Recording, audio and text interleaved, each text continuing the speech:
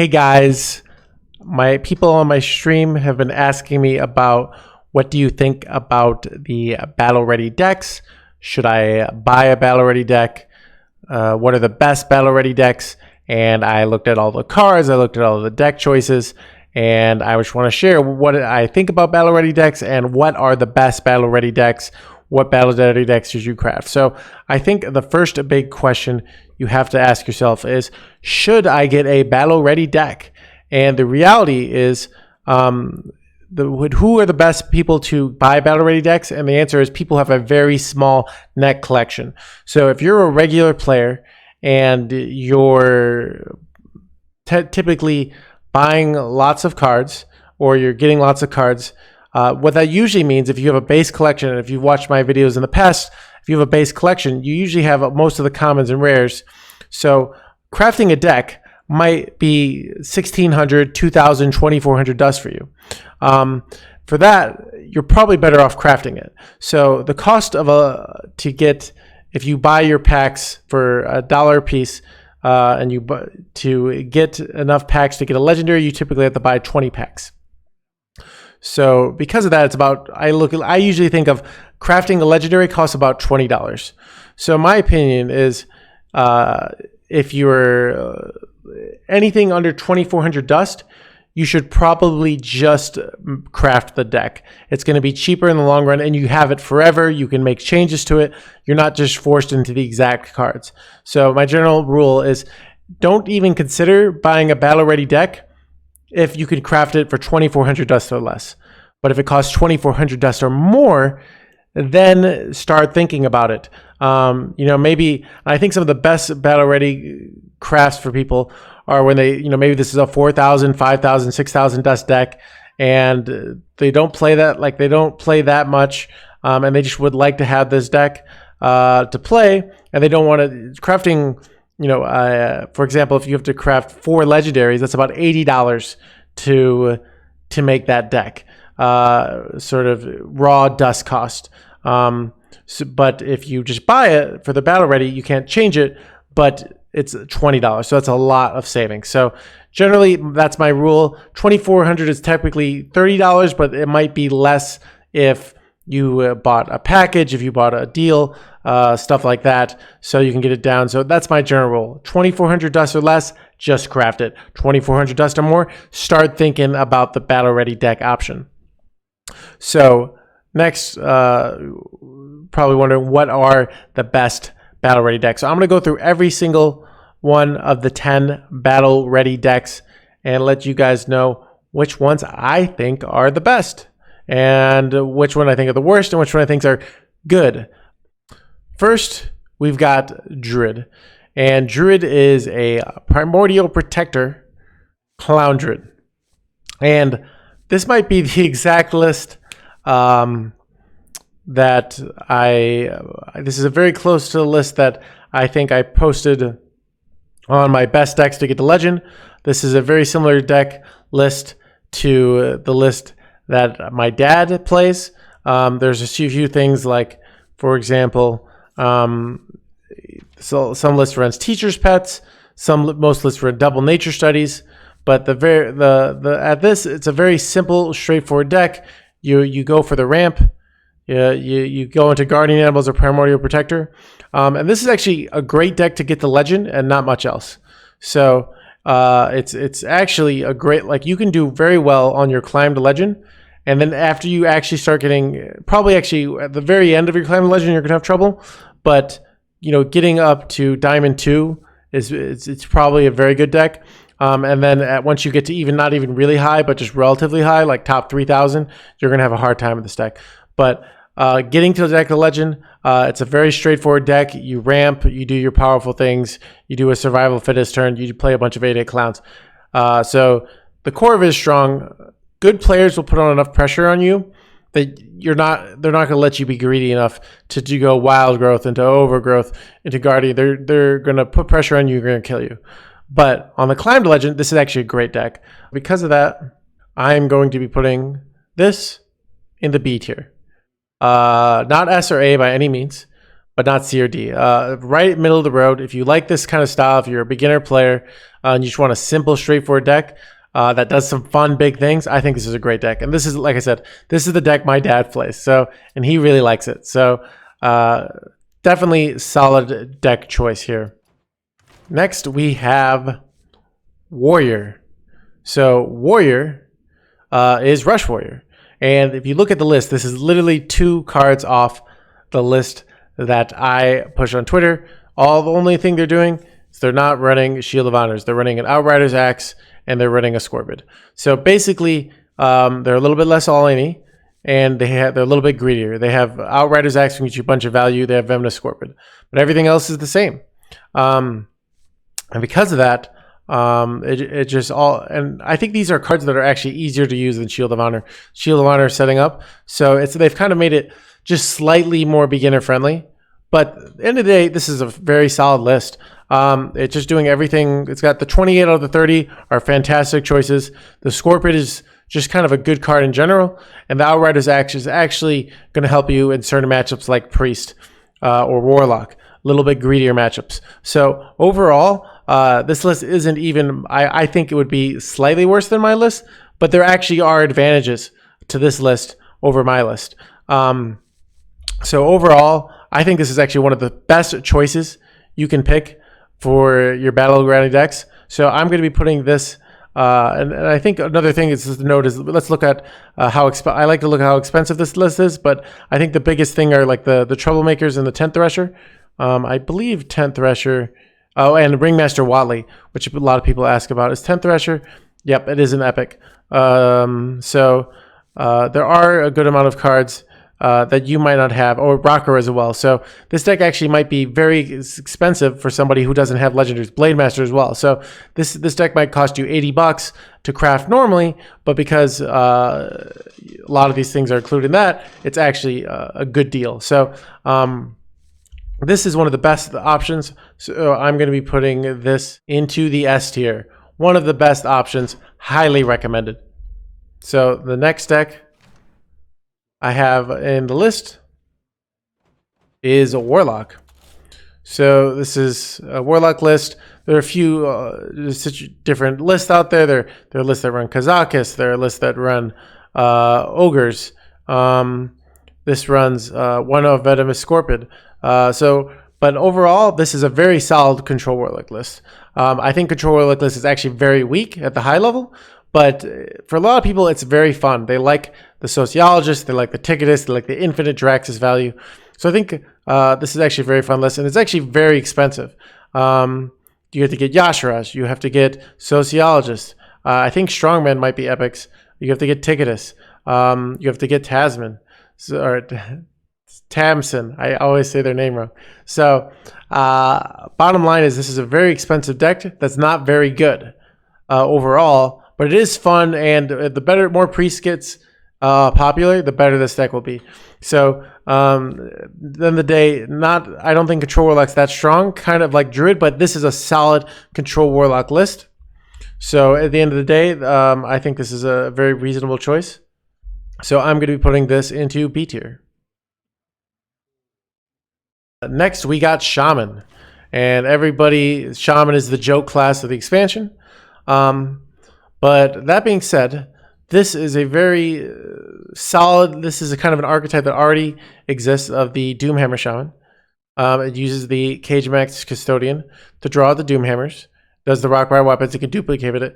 And you know the reality of the deck is you can get to Legend with this deck. You can do well with this deck. Somebody even brought this deck to Masters Tour. And this is a solid list. Runs Raz, runs Inara, runs Primordial Studies, runs these Marsh Bonds. But overall, this is just a solid list. But at the end of the day, this archetype is very, very weak. And it's a thing of, and also this can be very repetitive, but it's not a bad list. So you could definitely get to Legend with this list. So you know, it's not trash, but it's not great either. I wouldn't recommend it to anyone, but if you were like dead set on like, I love Shaman, and you know, you didn't have, you know, there's Inara, there's Raz, there's a whole bunch of legendaries in this deck that aren't that good of investment because Shaman is bad. So because of that, I'm going to put this into C tier. At the end of the day, this is not the worst. And then people were like thinking, oh, how could you not put shaman in the D tier? It's not actually even the worst one. So at the end of the day, like if you love shaman, this is an okay pick, but not great. So next we have Secret Rogue. And if you look at this list is fantastic. It's probably the best list already. It's got the Alexstrasza Tenwu, it's got the Mankrik, it's got the Secrets. This is already one of the best decks in the game at the high level. And I think the only kind of thing that I don't like about this list is I think it's wrong to do the field contact compromise in the secret list. And I believe this list only runs 1, 2, 3, 4 secrets. So I don't think this list is quite optimal. But that being said, like Eddie brought this list of either this list or a very close variation of this list to Grandmasters. Overall, it's a very, very solid list. And it's also very rewarding and very difficult. So I think this deck is very, very hard. So if you only have want to spend $20, I think you can play this deck over and over and over again and get a ton of enjoyment out of it. You can get better at it. You can get better at your field contact plays. You can get better at your Shadow Jewel Hanar plays. You can get better at your Secret Passage plays. There's just so much to do. What do you Shadow Step? Do you Shadow Step Jantis? Do you Shadow Step Mankrik? Do you just Shadow Step a Prize Plunder? Do you Shadow Step a Wand Thief? So many interesting questions. So many different ways to play it. I think it's a huge amount of repetibility. So I think overall, a really fantastic choice. So I'm going to be putting this into the S tier. Great choice to play.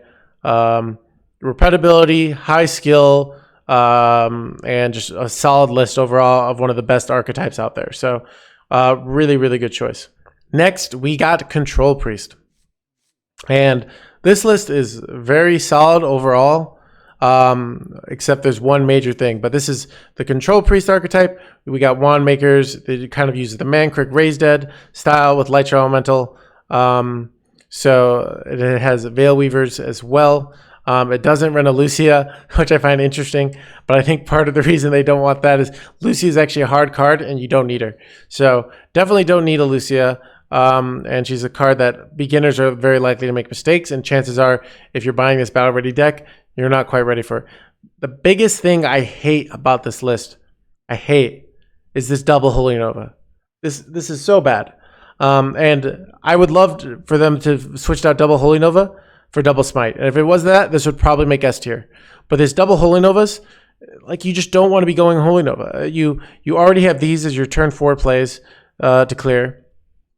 And it's just a really bad choice. And even that also, because we have the Veil Weavers, we would love to have Smites. So, overall, this list was almost an S tier. But these double Holy Novas, and another big weakness of Priest is that, one is that often a lot of Priest lists are reactive. So what's hard about having a long-term Priest list is you might need to change text. You might need to change cards. Like, for example, what if everybody starts playing Rattlegore? You might want to play the nameless one. Let's say aggro disappears. You might want to take out Light Shadow Elemental.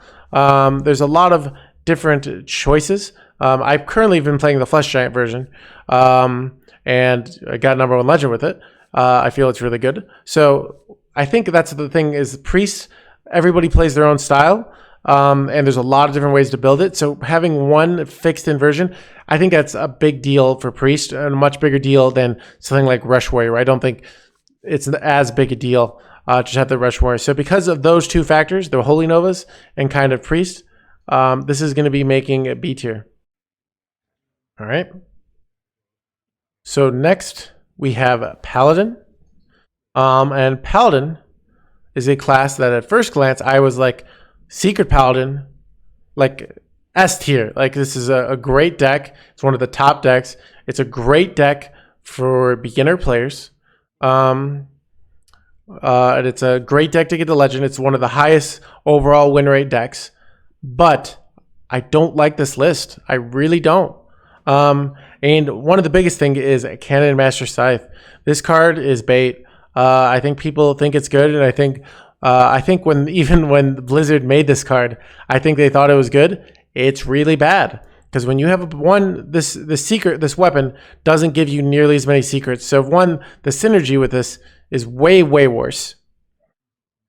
And two, the fact that often you need those secrets, like an Oh My Yogg might be ready, and all of a sudden your opponent plays this, and they can just easily clear or just go face. So you don't often in situations where you have all these secrets, you don't actually even want to go Cannon Master. So this card is just really bad. On top of it, this deck isn't that expensive to get anyways. There's Gurgle, but you could cut that anyways. And Kazakus is a pretty safe craft in general. So in general, like you'd probably be better off just crafting this deck. Third, I really don't like the Argent Squires. Like Argent Squires are just like, they're just putting another 1-drop in. But you already have First Days of School. You already have Righteous Protectors. You already have Knights of the Anointment. There's just too many 1-drops. So what the problem with this list is, one, it has Cannon Master Scythe. And two, it also doesn't have Alexstrasza, which is very valuable. So it's got a lot of really big negatives. And it doesn't run any of the current lists are kind of moving to these Blessing Authorities and Blessing of Kings. So bottom line is, archetype strong, this list sucks. So I was very disappointed in this list. I think people are going to think Paladin is good. I don't recommend it, but at the end of the day, it is Paladin. It does have Sword of the Fallen. It does have a lot of powerful things. So you can absolutely kick some ass and get Legend with this deck. But do I recommend it? No. So I was kind of very disappointed in this list. So it's going to have to make C tier. I know, right? In the shaman territory. That's really sad, but that's the reality of it. This list sucks, and I don't recommend it. So next, we've got Mage. This is one of the other main Mage archetype. But the reality is, this archetype kind of was started after the nerfs, and it never really took off because everyone just realized, hey, no minion Mage is way better. And interestingly enough, eventually this archetype is actually making a resurgence, but it's running the no minion stuff. It's running the Refreshing Spring Water. It's running the Incanter's Flow. So realistically right now, this deck has already been tried, is already kind of gone through its up and down, and is bad. Like, there are updated versions of this. This isn't a strong archetype to begin with. And if you're playing Mage, you want to play no minion Mage. It's just the best Mage archetype by far. You're just going to be playing kind of a far worse version. And even like another thing is, it's not even running in Prison Phoenixes. Like I just don't even get that. Like, it's not running. Yeah, it's not running the Imprisoned Phoenix, right? Yeah. So it's just the Imprisoned Phoenix would make so much sense in this deck. So bottom of the line, this deck sucks. It's one of the absolute worst. It's not up to date. It doesn't run the best cards. It hasn't been refined. This deck is a bad deck that was played on like the first few days. Absolutely horrible choice. I highly don't recommend it. So this is going to be going into the D tier. D is for dumpster. Don't pick it. It's really bad. Sorry if you wanted to play Mage, but there's just so many better Mage decks, and this list is really bad, so don't pick it. Yeah. You wouldn't think that Mage and Paladin, two of the best classes, are actually at the bottom, but they're just really, this Mage list is absolutely horrible. So, yeah. Next, we've got Hunter. You can see I actually don't have Barak Kodabane. And this is a really good example. If you only had the craft Barak Kodabane, or maybe like Barak Kodabane and 2 Trampling Rhinos, I believe these are epics. No, they're rares. I would say you should probably just craft the Barak Kodabane. That being said, this list has a few suboptimal things. It's got these tame beasts. It's got the Ascenter Kreen. So it's only running 1 piercing shot. So because of that, but that being said, this is a very strong performing archetype. So even though it has a few things that I think are a tad bit suboptimal, the end of the day, the overall list is strong, and it's I think a really solid archetype to get to legend. And it's sort of, but I think one of the biggest weaknesses of it is you don't need Ace Hunter Kreen. I think they're trying to put in a legendary. So if you already had some of these cards, it might just be you're better off just crafting the deck. So, but at the end of the day, I think because Face Hunter is such a just good archetype to get to legend, and the archetype is very good. Like if your chances are you don't have a lot of cards, this is I think a great first deck. It kind of to teach you the fundamentals of like tempo and pressure and going for the win. I think it's a really solid choice overall, even though not perfect. So I'm going to put this into A tier. Just a solid choice, but though not perfect. We've got Demonhunter. So this is the Death Rattle Demonhunter. And this is kind of, I believe this might be the list that I originally made a YouTube video on about a month ago at the beginning of the expansion. And this, I think it's similar. I got a few different card choices, but still runs the Far Watch Posts and the Morshong Watch Posts. Problem with this deck is it's terrible. One, it was not even doing that great before, but now our Watch Posts have gotten massively nerfed. They're incredibly easy to deal with. So all this package is really bad. And this Death Rattle stuff, it's just going to lose to so many things on the ladder. You're not going to beat Paladin. You're not going to beat Mage. They're just going to Devolving Misses you. You're not going to beat Priest. Even though you do have the Ildar Inquisitors and the Death Sword. These are powerful plays against Priest. But at the end of the day, without like the big burst, it's just not going to be as strong as even the hybrid Demon Hunters lists, which I think are a lot stronger. So the deck has just so many bad cards. This was kind of an initial idea that got significantly improved on as the meta got on, but it never really got that good. Sort of the Death Rattle package never quite made it. And I think you're just going to do absolutely horrible with it. It's still got sort of nerf cards that are just really bad now. Just the Watch Posts just don't make it. If this were a 2-4 and this is a 3-5, I think this deck might be okay. But just that little change is going to make a massive difference because now your Watch Posts are just going to get removed. And you're not going to be able to spiral to run kind of these greedier cards. And another thing is like we're not running Warblades. Like there's just a lot of things that, kind of the deck has moved to improve, but we just run the True Aim and the Tusk. So decks that go face are just going to kind of run over you as well. So overall, this is one of the worst picks in the line with Mage. So I'm going to put this into the D tier. So anyways, that's what I got for you guys. You can see up at the top, my top two picks are Warrior and Rogue, followed by an A tier Hunter, Druid, Warlock, Priest, not top tier, but solid decks overall, solid lists overall, maybe a few little changes. But solid list overall, totally fine. Shaman, very bad class, solid list. Paladin, very good class, horrible list. And then Mage, and Demon Hunter, just stay away from those. Don't craft those. Don't buy those. They're really bad. But Warrior and Rogue are fantastic. So if you're a beginner player, and you want to learn the game and you want to just buy one deck for $20, highly recommend those. But really great choices. Rogue's going to be really hard though. So Rogue might be too hard. But I think if you're an intermediate player, but maybe you're coming back to the game and what I like about Rogue is it has massive replayability. You can just get better and better and better at it. So because of that, I think it's like a great deck for an intermediate player who maybe hasn't played the deck game in a while. Their collection is faltered, but they really want to play some Hearthstone. Really good choice. So Warrior, Rogue, top tier, Hunter, A tier, Druid, Warlock, Priest, B tier, Shaman, Paladin, C tier, Mage, Demon Hunter, D tier. So anyways, remember, if you can just craft the deck for about 2,400 dust, you're probably just better off crafting it. So anyways, hope you guys found that enjoyable. And yeah, good luck and happy climbing with your new battle ready deck.